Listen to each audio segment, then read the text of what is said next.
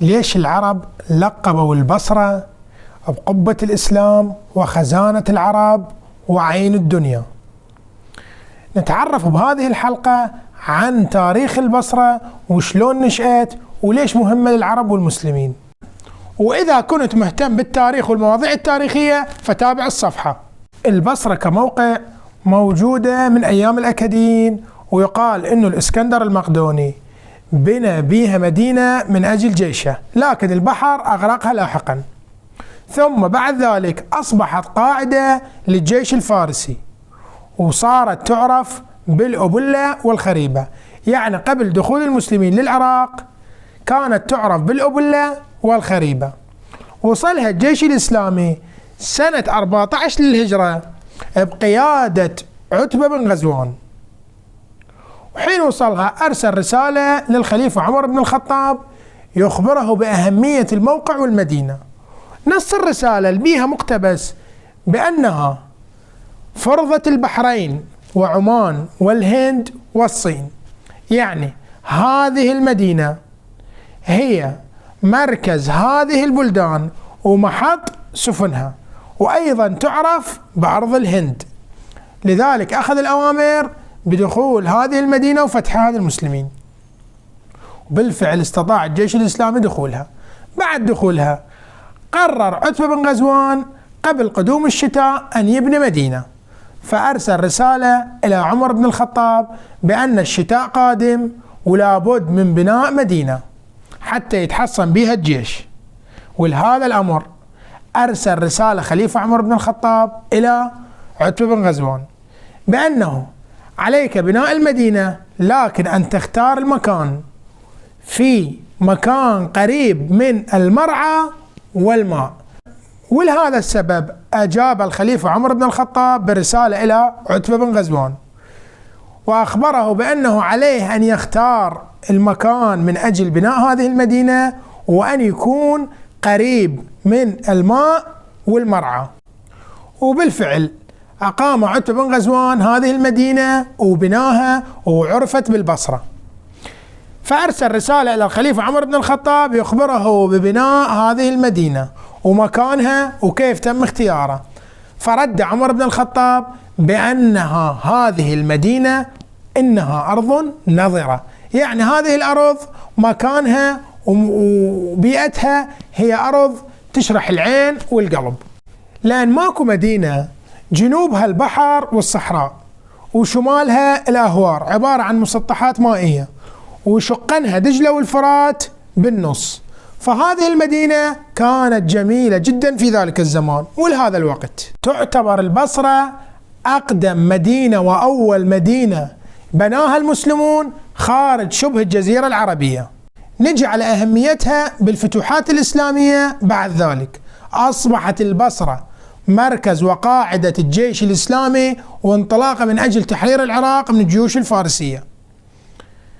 لهذا السبب أصبحت بالعصر الأموي البصرة أو حاكم البصرة هو اللي يعين حكام وولاة بلاد فارس وأذربيجان وسجستان الحالية حاليا الآن أفغانستان وعمان والبحرين.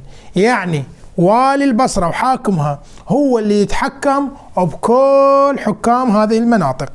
ولهذا الأمر سماها العرب قبة الإسلام وخزانة العرب. طيب ليش أهل البصرة بالتحديد عندهم علاقة قوية مع الماء والبحر؟ يذكر البلاذري المتوفى قبل 1200 سنة بأنه حين دخول المسلمين للبصرة كان بها 82 نهر تمشي به السفن، و120 ألف نهر يغذن بساتين البصرة.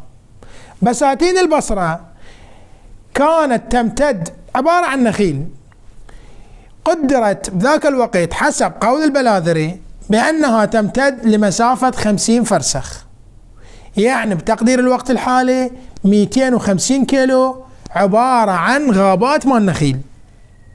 ولهذا السبب يذكر الجاحظ بأنه بموسم التمر تستمر البصرة بتصدير التمور لمدة شهرين، كل يوم 2000 سفينة من التمور للعالم. والبصرة مشهورة بعدة أصناف من التمور.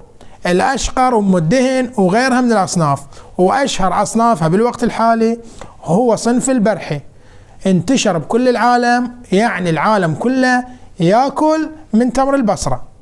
طبعا الكثير من الناس تعتقد بأن البصرة غنية بسبب النفط الموجود بها، لكن بالحقيقة البصرة غنية من قبل 1000 سنة وأكثر. تذكر كتب التاريخ بأن البصرة كانت تدخلها في العصر الإسلامي كل سنة 150 ألف سفينة من أجل التجارة. ولهذا السبب حين سأل الخليفة عمر بن الخطاب والي البصرة أبو موسى الأشعري كيف أحوال البصرة، أجاب أبو موسى الأشعري بأن أهل البصرة يلهون بالذهب والفضة، ولهذا الأمر أصبحت الناس تأتينا من كل حدب وصوب تريد العيش في البصرة. والدليل على عيشتهم وترفهم لأهل البصرة، يذكر خالد بن صفوان ويفتخر بالبصرة وهو المعروف بفصيح العرب بأنهم أكثر الناس خزا وديباجا وعاجا وساجا، بيوتنا الذهب ونهرنا العجب. ولهذا السبب أهل البصرة عرفوا بأنهم تجار وأهل تجارة.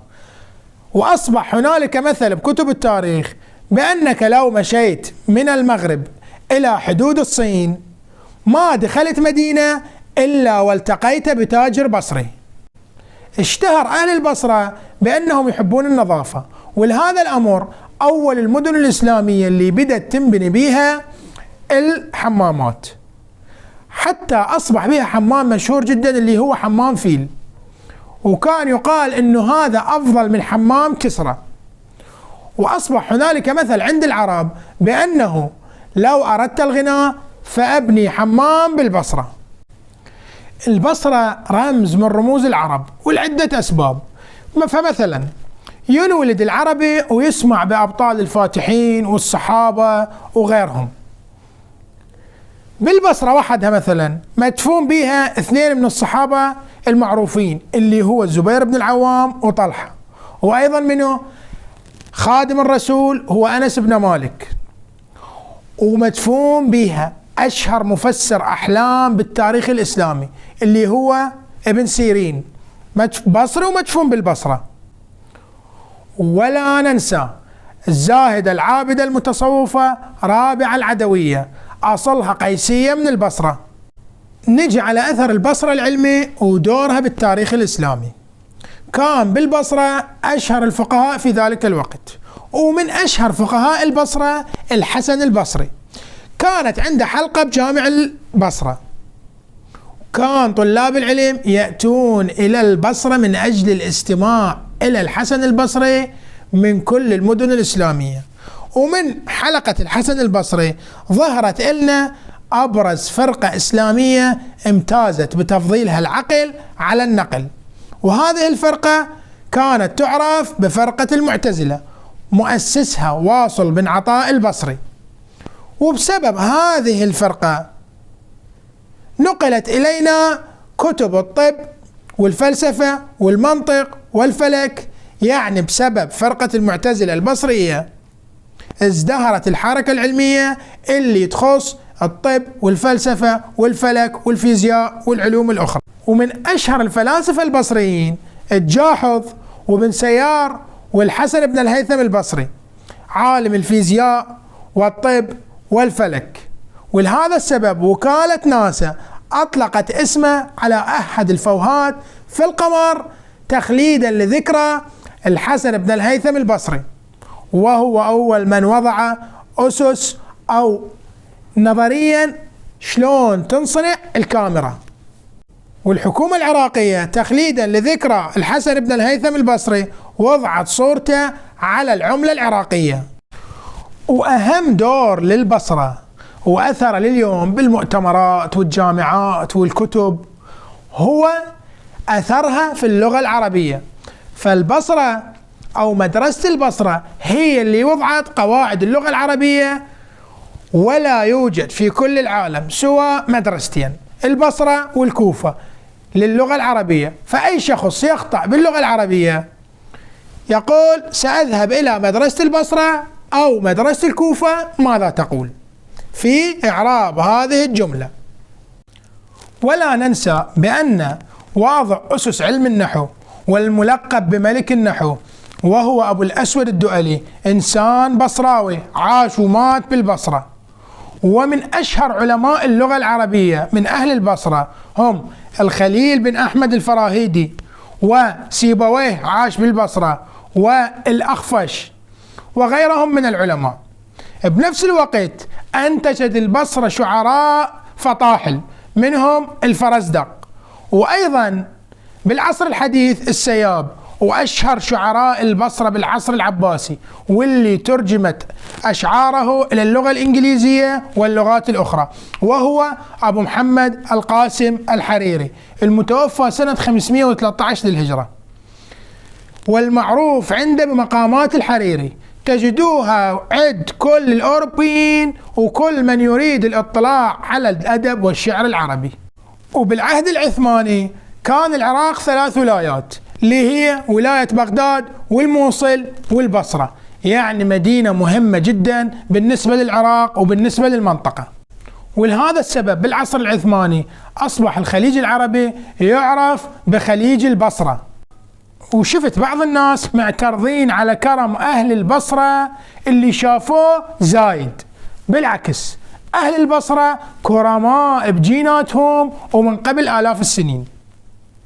يذكر ياقوت الحموي المتوفى سنة 626 للهجرة، يعني قبل 800 سنة تقريبا، بأنه شخص من أهل المدينة المنورة سافر إلى البصرة وبعد ذلك عاد للمدينة، فسألوه أهل المدينة صف لنا البصرة، فقال لهم خير بلاد الله للجائع والغريب والمفلس. أما الجائع فيأكل خبز الأرز للسياح يعني بالوقت الحالي والسمك المملح، ولا يصرف في الشهر الواحد سوى درهمين. أما الغريب فيتزوج بشق درهم، وأما المفلس فلا يطلبون منه شيئا. وأجمل وصف للبصرة هو ما قاله محمد العباسي والي البصرة في زمن أبو جعفر المنصور والمهدي عندما سألوه عن البصرة، فقال العراق عين الدنيا والبصرة عين العراق.